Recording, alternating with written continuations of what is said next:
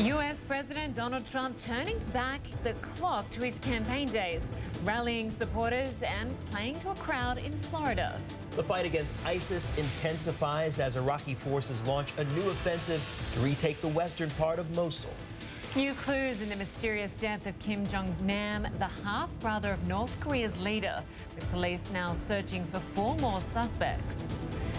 Welcome to our viewers in the United States and around the world. We're live in Atlanta. I'm Lynda Kinkade. And I'm George Howell from CNN World Headquarters. Newsroom starts right now.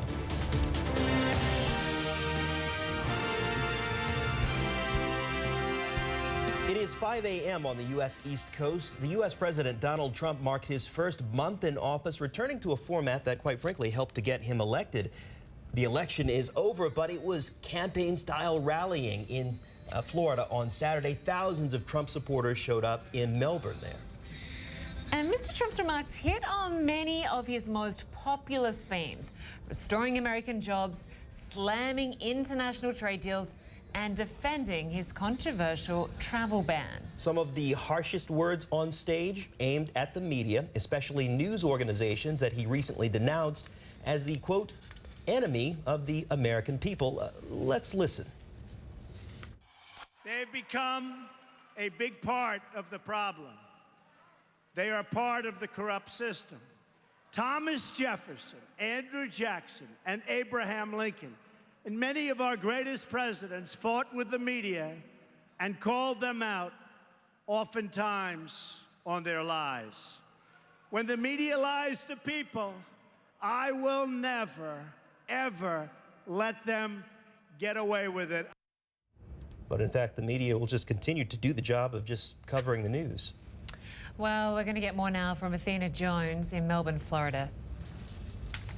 This rally was like a flashback to campaign 2016, and in many ways it was an extension of that campaign. It was paid for by the campaign. The White House described it as a campaign rally. Asked before he got off of Air Force One upon arrival why he was doing a campaign event so early in his presidency, the president told the reporters, life is a campaign. Making our country great again is a campaign. What was interesting here was that here you had the president repeating a lot of the same rhetoric we heard on the campaign trail, a lot of the same arguments we heard just a few days ago at that epic press conference on Thursday in the East Room, laying out some of what he views as his administration's great accomplishments in his view in the first month. He talked about the 5-year ban on lobbying. He also complained once again about this travel ban and talked about the need to keep America safe.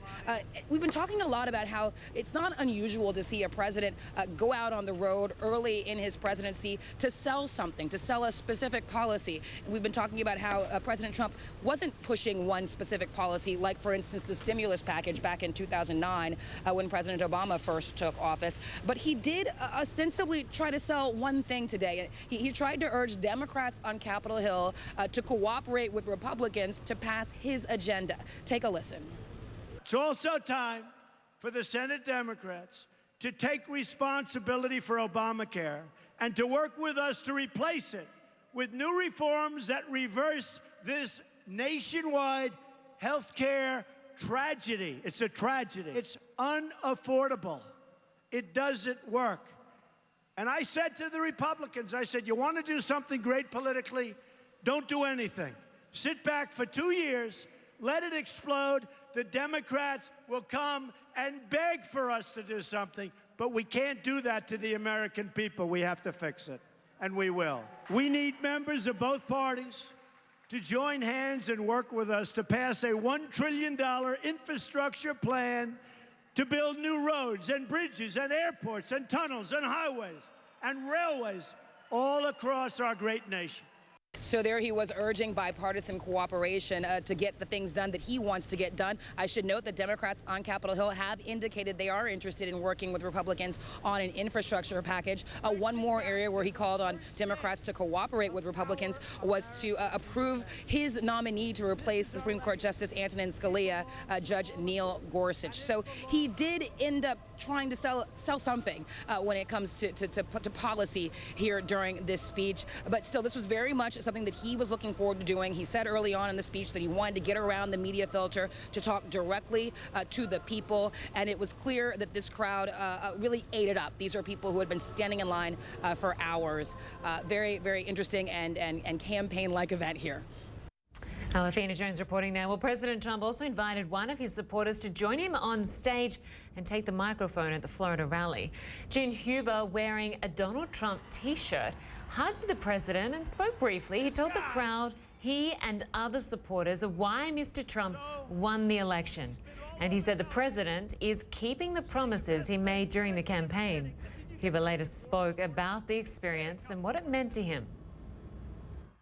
I want to tell you something. It was a moment of my life. I will never, ever forget what just happened to me.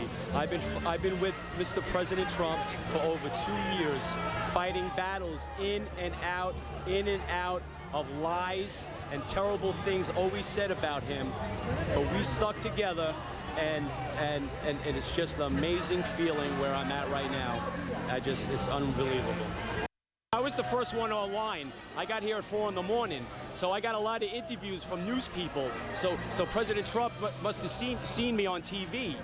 So and I told the reporter that I love President Trump, and President Trump heard me say that, and he told me that on stage. He goes, you know, he said that he loves me, and I do with all my heart, because he fights for us each and every second. He didn't have to do this for us.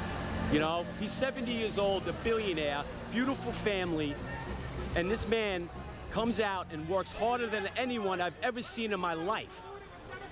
And that's why he's a winner. Many of those supporters, diehard supporters, very excited to see the president in the state of Florida.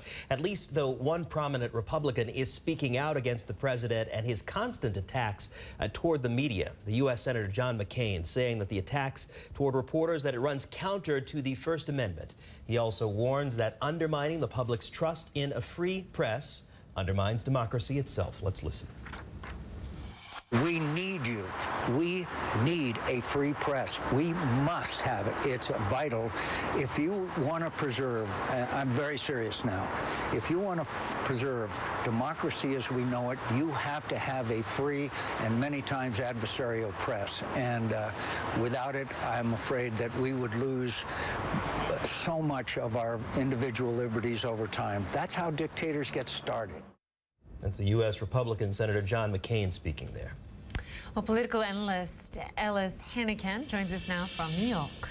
Ellis, good to have you again with us this hour. So the president told supporters there in Florida that he plans to move forward with a new version of his travel ban.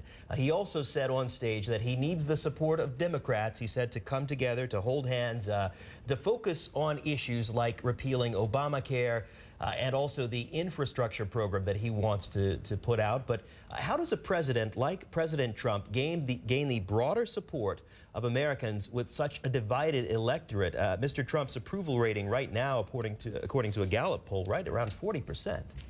And his strategy for winning converts seems to be insulting everybody. It's a strange strategy. I think it's working fine to keep the base revved up, but it's not bringing a whole lot of new adherents in, I wouldn't say. No, I'm speaking, of course, as an enemy of the people here, so you can take what I'm saying with through whatever filter you like.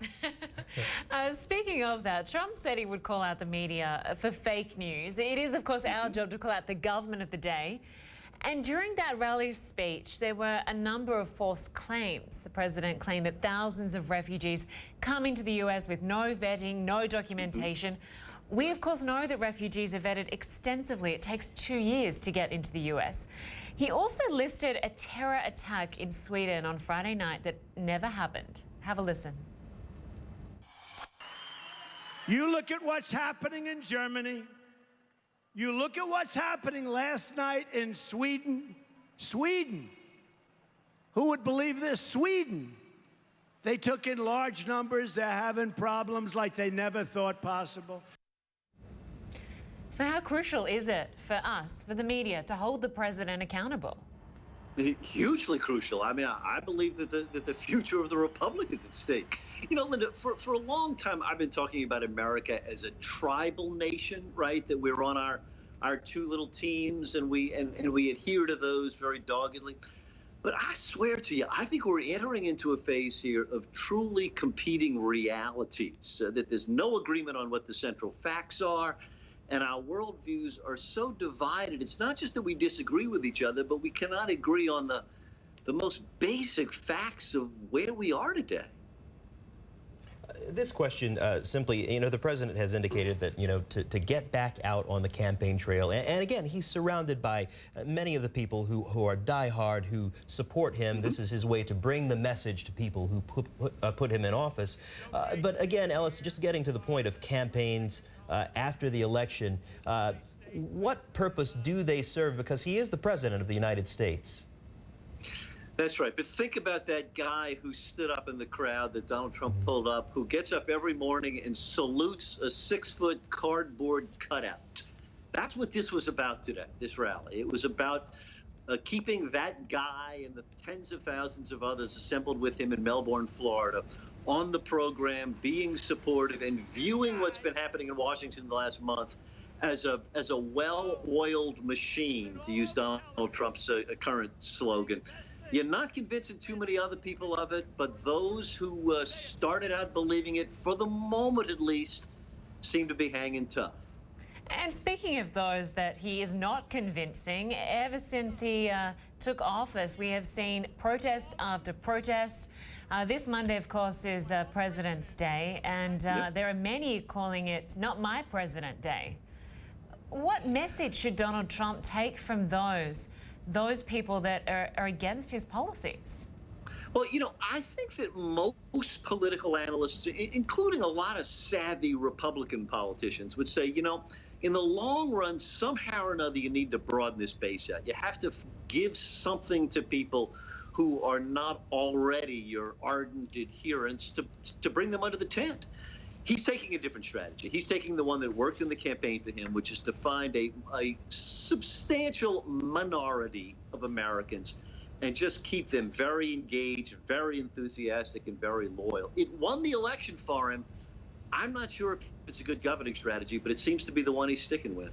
Yeah, we'll have to see how it goes going forward. Ellis Hannigan, great to have you with us. Thank you. Good to see you. Bye-bye, guys.